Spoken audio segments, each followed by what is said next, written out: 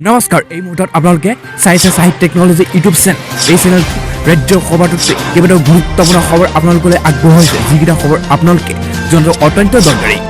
আৰু এই খবৰকেইটা আপোনালোকে উপস্থাপন কৰাৰ আগতেই আপোনালোকে যদি এই চেনেলটো নতুনকৈ আহিছে তেন্তে চেনেলটো প্লিজ ছাবস্ক্ৰাইব কৰি থব আৰু ভিডিঅ'টোত এটা লাইক কৰি উৎসাহিত কৰিব আজিৰ প্ৰথমটো আজি অতি গুৰুত্বপূৰ্ণ খবৰ এটা মুকলি হৈ আহিছে কিয়নত কৈছে জালুকবাৰী এবাৰ হিমন্ত বনাম কমল আগন্তুক নিৰ্বাচনত হিমন্তক উচিত শিক্ষা দিয়াৰ হুংকাৰ কমল কুমাৰ মেধিৰ ৰাজ্য দলৰ নেতাগৰাকীৰ মতে জেলৰ পৰা মুখ্যমন্ত্ৰী হৈ ওলাই আহিব অখিল গগৈ তাৰ লগতে অতি গুৰুত্বপূৰ্ণ কথাটো কৈছে ৰাজ্যৰ ৰাজনীতি এক নম্বৰ মাফিয়া হিমন্ত বিশ্ব শৰ্মা আৰু লগতে নেতাগৰাকীয়ে কয় যে হিমন্ত বিশ্ব শৰ্মাক উচিত শিক্ষা দিয়া হ'ব এইবাৰ নিৰ্বাচনত কমল কুমাৰ মেধিয়ে লগতে কৈছে মুখ্যমন্ত্ৰী হৈ জেলৰ পৰা ওলাই আহিব এইবাৰ অখিল গগৈ কিয়নো এটা গুৰুত্বপূৰ্ণ কথা কৈছে অখিল গগৈক যিমানে জেলত ৰাখিব আৰু সিমানে বিজেপি আটাইতকৈ ভয় কৰে অখিল গগৈ আৰু সেই দীৰ্ঘদিন ধৰি জেলত ৰাখিছে নেতৃত্বৰ পাছত আৰু আজি কিন্তু আনতে বহুত এনেকুৱা গুৰুত্বপূৰ্ণ ব্ৰেকিং নিউজ ভয়ংকৰ খবৰ মুকলি হৈছে কিয়নো কৈছে ৰঙিয়া ৰাজপথত আবদ্ধ হাগ্ৰামা মহিলাৰ কনভয় এই পৌৰমিলৰ কৰ্মচাৰীয়ে সাব্যস্ত কৰিছিল পথ অৱৰোধ কাৰ্যসূচী আৰু তাৰ লগতে কৈছে ৰঙিয়া ৰাজপথত আবদ্ধ হৈ পৰে হাগ্ৰামা মহিলাৰ কনভয় কিয়নো অতি গুৰুত্বপূৰ্ণ কথাটো হৈছে এই পৌৰমিলৰ কৰ্মচাৰীয়ে সাব্যস্ত কৰিছিল পথ অৱৰোধ কাৰ্যসূচী আৰু তাৰ লগতে কৈছে তুলসীবাৰ আন্তঃৰাষ্ট্ৰীয় ঘাইপথ অৱৰোধ কৰিছিল প্ৰতিবাদকাৰীসকলে কিয়নো কৈছে জলসিঞ্চন মন্ত্ৰী ভৱেশ কলিতাৰ বিৰুদ্ধে প্ৰতিবাদ সাব্যস্ত কৰিছিল তেওঁ গুৰুত্বপূৰ্ণ কথা হৈছে ভিআৰছৰ ধন নোপোৱালৈকে খুব এপলো মিলৰ কৰ্মচাৰীসকলে কৰিছিল আৰু কৰ্মচাৰীসকলে দাবী মানি নললে নিৰ্বাচনৰ ভোট বঞ্চনৰ হুংকাৰ দিছিল প্ৰতিবাদকাৰীসকলে আৰু সেই প্ৰতিবাদ অৱৰোধ কৰাৰ বাবে পথ অৱৰোধ খাই শ যান বাহন আৱৰোধৰ পাছত আজি কিন্তু আনটাই বহুত ডাঙৰ গুৰুত্বপূৰ্ণ ব্ৰেকিং নিউজ এটা মুকলি হৈছে কিয়নো কৈছে পাঠশালাত বিজেপি কৰ্মী প্ৰতিবাদ কোনো পৰ্যায়ে মানি নললে ৰঞ্জিত দাসৰ প্ৰাৰ্থিত্ব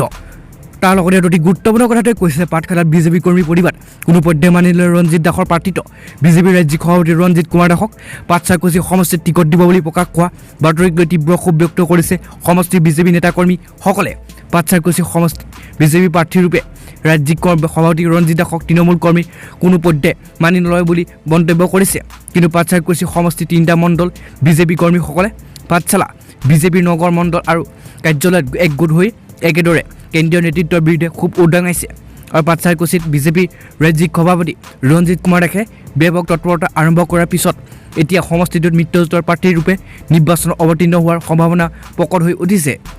আৰু এটা অতি গুৰুত্বপূৰ্ণ কথাটো কৈছে উল্লেখযোগ্য যে পাটচাকুচি সমষ্টিত বিজেপিৰ ভেটি ফণী পাঠকে মজবুত কৰিছিল বুলি তৃণমূল পৰ্যায়ৰ নেতাকৰ্মীসকলে মন্তব্য কৰি তেওঁৰ প্ৰাৰ্থিত্ব প্ৰদানৰ দাবী কৰি তোলে কিন্তু পাটচাকুচি সমষ্টিৰ স্থানীয় ব্যক্তি আৰু বিপৰীতে ৰঞ্জিত কুমাৰ দাসক টিকট প্ৰদান কৰাক লৈ এতিয়া পাটচাকুচি বিজেপি কৰ্মীৰ মাজত সৃষ্টি হৈছে চৰম অসন্তুষ্টি তাৰ পাছত আৰু আজি কিন্তু অতি গুৰুত্বপূৰ্ণ ভাল খবৰটো মুকলি হৈছে অসমবাসীৰ বাবে কিয়নো কৈছে ভাল খবৰ 16 টকা পৰ্যন্ত হ্ৰাস পাব পাৰে পেট্ৰল ডিজেলৰ মূল্য জানি লওক সবিশেষ আৰু তাৰ লগতে কৈছে বৰ্তমানে সমগ্ৰ দেশতে পেট্ৰল ডিজেলৰ মূল্যই আকাশ চুইছে ৰাজধানী দিল্লীত বৰ্তমান 1 লিটাৰ পেট্ৰলৰ দাম 91.17 টকা আনহাতে ডিজেলৰ দাম 81.47 টকা মুম্বাইত প্ৰতি লিটাৰ পেট্ৰলৰ দাম হৈছেগৈ 97.57 টকা আনহাতে ডিজেলৰ দাম হৈছিল 88.60 টকা মধ্যপ্ৰদেশৰ আৰু ভূপালত 1 লিটাৰ পেট্ৰলৰ দাম হৈছে 100 টকা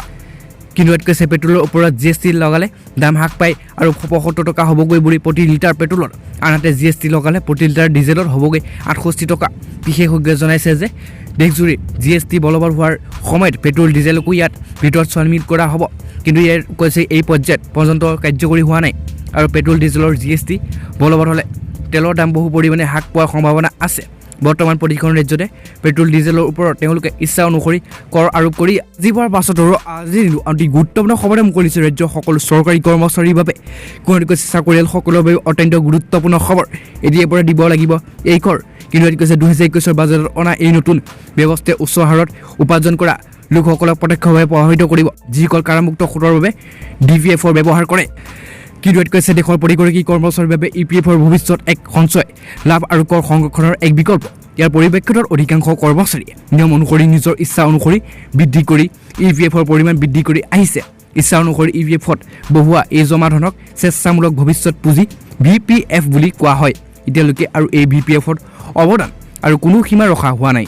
লগতে জমা ধন আৰু ওপৰত কৰ মুক্তি ৰিটাৰ্ণো আছে কিন্তু ইয়াত অতি গুৰুত্বপূৰ্ণ কথাটো হৈছে যে কিন্তু এতিয়াৰ পৰা এই নিয়মবোৰ সলনি হ'ব সৰল অৰ্থত যদি অৱদানৰ পৰিমাণ সীমা অতিক্ৰম কৰে তেতিয়া গ্ৰাহকজনে লাভৰ ওপৰত আয়কৰ পৰিশোধ কৰিব লাগিব চলিত 2021 বৰ্ষৰ 1 এপ্ৰিলৰ পৰা অহা দেশত ইপিএফৰ আৰু ভিপিএফৰ পূৰ্ব নিয়ম পৰিৱৰ্তন আহিব কিন্তু কৈছে চলিত নিয়ম অনুসৰি পিপিএফৰ যিমানেই নহওক কিয় ইপিএফৰ আৰু VPF আৰু EPFৰ এই সুতৰ ওপৰত আয়কৰ ৰেহাই দিয়া হয়। কিন্তু 2021 চনৰ সাধাৰণ বাজেটত বিত্তমন্ত্ৰী নিৰ্মলা সীতাৰমণে EPFত বছৰি 2.50 লাখ টকাতকৈ অধিক জমা ধনৰাশি কৰ অপৰোপ কৰা ঘোষণা কৰিছে। অৰ্থাৎ ভৱিষ্যত নিধিৰ বছৰি 2.5 লাখতকৈ অধিক ধন জমা কৰিলে এতিয়াৰ পৰা তাৰ সুতৰ ওপৰত স্বাভাৱিক হাৰত আদায় কৰা হয়। তাৰ পাছতো আজি আনটাই বহুতে ডাঙৰ গুৰুত্বপূৰ্ণ ব্ৰেকিং নিউজ এটা মুকলি হৈছে। কৈছে যে প্ৰথম পৰ্যায়ত LJPয়ে 35খন আসন আৰু এই ৰাজ্যৰ দলে 12খন আসনত থিয় কৰাব প্ৰাৰ্থী। আজি ঘোষণা কৰিল প্ৰাৰ্থীৰ তালিকা।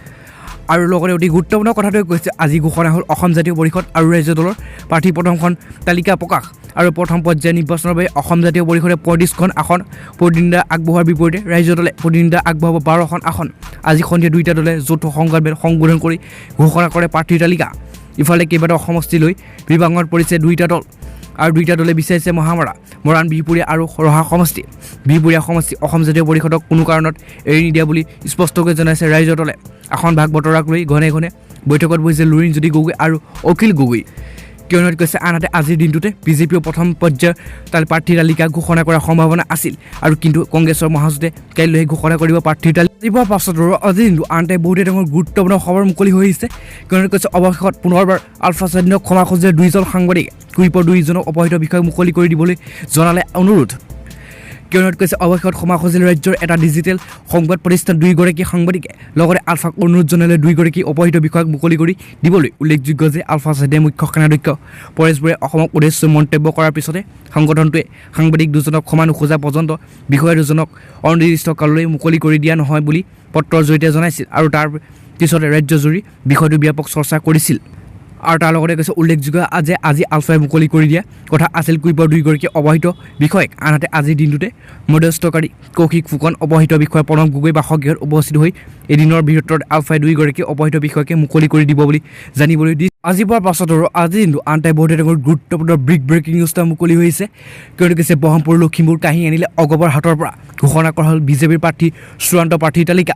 অৱশেষত ইয়াত কৈছে যে অৱশেষত বিজেপিয়ে ঘোষণা কৰিলে 17টা বিধানসভা সমষ্টিৰ চূড়ান্ত প্ৰাৰ্থীৰ তালিকা। বিজেপিৰ ৰাষ্ট্ৰীয় কাৰ্যালয়ত ঘোষণা কৰা প্ৰাৰ্থীৰ তালিকা। বিজেপিৰ ৰাষ্ট্ৰীয় নেতাই সম্বোধন কৰা সংবাদমেলত উপস্থিত থাকে মুখ্যমন্ত্ৰী সৰ্বানন্দ সোণোৱাল, মন্ত্ৰী হিমন্ত বিশ্ব শৰ্মা আৰু অগপৰ সভাপতি অতুল বৰা। অতি গুৰুত্বপূৰ্ণ কথাটো হৈছে কোনে পালে বিজেপিৰ টিকট। মাজুলীত পাইছে সৰ্বানন্দ সোণোৱাল, জালুকবাৰীৰ হিমন্ত বিশ্ব শৰ্মা, পাটচাৰকুছিৰ ৰঞ্জিত দাস আৰু ঢেকিয়াজুলিৰ অশোক সিংহল, বৰচলাত গণেশ লিম্বু, চতিয়া পদ্ম হাজৰিকা, বিহালী ৰঞ্জিত দত্ত আৰু গহপুৰৰ উত্তল বৰা আৰু বটদ্ৰৱাত আঙুৰতা ডেকা, যোৰহাটৰ জিতেন্দ্ৰ নাথ গোস্বামী, মৰিয়নিত ৰমণীত আদি, শিৱসাগৰ সুৰভিজাৰ ৰাজকৌৰী আৰু ডিব্ৰুগড়ত তাৰ লগতে কৈছে প্ৰশান্ত ফুকন, দুলীয়াজনৰ তেৰছ গোৱালা আৰু ৰাতাবাৰীৰ বিজয় মালাকাৰ, পাথাৰকান্দি কুলেশচন্দ পাল আৰু বদৰপুৰ বিশ্বৰূপ ভট্টাচাৰ্য আৰু কাটলিচেৰাৰ সুৰব্ৰত নাথ, চামগুৰিৰ অনিল শইকীয়া, সৰুপথাৰ বিশ্বজিৎ ফুকন, গোলাঘাটৰ অজন্তা নেওগ, খুমুটাই মৃণাল শইকীয়া, তিতাবৰৰ হেমন্ত কলিতা, নাজিৰাত ময়ূৰ গড়গোহাঁই, সোণাৰীৰ ধমেশ্বৰ কোঁৱৰ আৰু থাৰুৱাত কৌশল দৌৰী, বিহপুৰীয়াত অমিয় ভূঞা আৰু লখিমপুৰত পাইছে মানৱ ডেকা। আৰু তাৰ লগতে কৈছে ঢকুৱাখানাত নৱকুমাৰ দলে, ধেমাজিৰ ৰণোজ পেগু আৰু জোনাইত ভূপেন পেগু, মৰাণত চক্ৰধৰ গগৈ আৰু তাৰ লগতে কৈছে যে টিংখাঙত আৰু